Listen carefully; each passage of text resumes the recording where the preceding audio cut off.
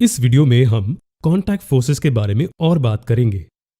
Contact forces वो forces होती हैं जो किसी भी दो ऑब्जेक्ट्स के बीच में एक्ट करती है जब ऑब्जेक्ट्स एक दूसरे के साथ कॉन्टैक्ट में होते हैं।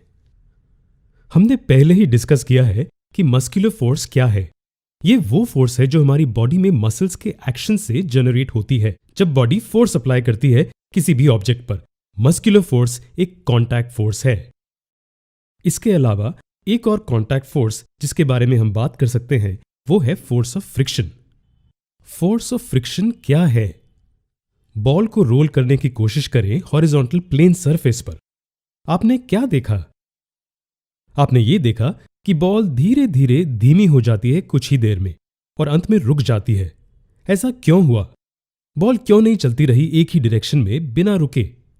इसके धीमे होने और अंत में रुक जाने की वजह फोर्स है जो सरफेस बॉल पर अप्लाई करती है जब वो बॉल मूव होती है।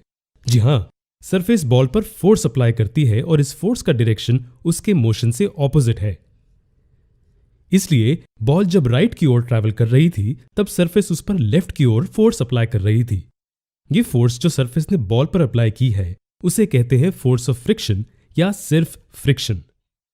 फ्रिक्शन बहुत ही अहम भूमिका निभाती है हमारी जिंदगी में। हम चल और दौड़ पाते हैं फ्रिक्शन की वजह से। ये किस तरह हमारी मदद करती है? जब हम आगे की ओर चलते हैं हम जमीन को पैरों से पुश करते हैं पीछे की दिशा में। इसके बदले जमीन फोर्स एक्सर्ट करती है आगे की दिशा में जो हमें आगे बढ़ाती है।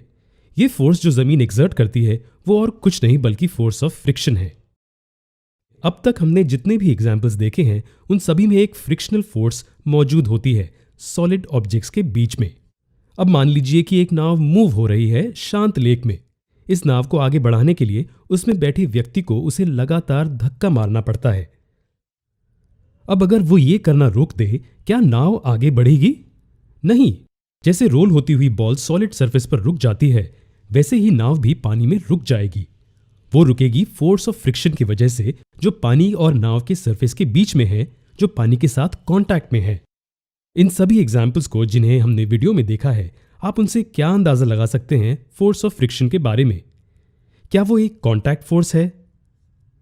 हम पहले एग्जाम्पल में देखते हैं कि बॉल सरफेस के साथ कांटेक्ट में होती है और दूसरे एग्जाम्पल में पैर जमीन के साथ कांटेक्ट में था और आखिर में नाव पानी के सरफेस के साथ कांटेक्ट में थी। इस तरह हम आसानी से कह सकते हैं कि फोर्स ऑफ फ्रिक्शन एक कांटेक्ट फोर्स है। पर क्या फोर्स को एक्ट करने के लिए दो ऑब्जेक्ट्स के बीच कांटेक्ट जरूरी है?